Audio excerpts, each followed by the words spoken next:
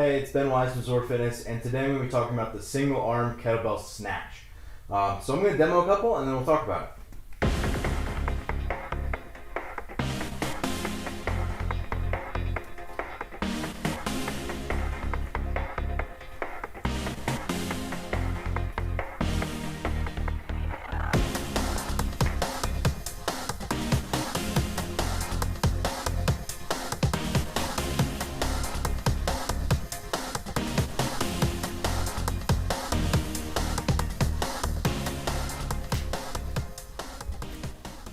Okay, a few things that I want to point out from that. Number one is that this is a unilateral movement, a single arm movement, which means that I don't have to keep my shoulders squared off the whole time. Whereas if I'm doing like an American kettlebell swing, a double Russian swing, a double snatch, anything like that, I'm going to have to keep my shoulders completely just squared off and symmetrical the whole time. Where if it's a single arm movement, I can kind of cheat my one shoulder back a little bit. So that's exactly what I'm going to do. My working arm, I'm just going to pull that shoulder blade back and down. That kind of shortens the distance of this lever here, and I don't have to bend my arm to do that.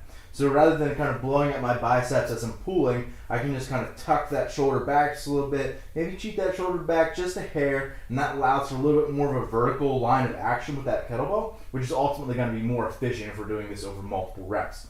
The other thing that we want to think about is how we're actually returning the kettlebell from the top of the movement. So I can just flip it right back over and then catch it in my hips just like that, or I can kind of bring it down just a hair and then let it fall again. So that first one, I'm just going to let it flip over and swing if my back is feeling good, but my shoulders are more tired. That's probably the faster of the two, but again, if your back is really blown up, like your lower back is just getting fried from all the volume that you're doing, if you bend that arm just a hair, if your shoulders are still feeling good, you can kind of, oftentimes you're not allowed in a standard to bring it down to the shoulder before you come back down, but you can kind of cheat it just a bit, staying upright, reducing demand of your lower back before you go into the next swing.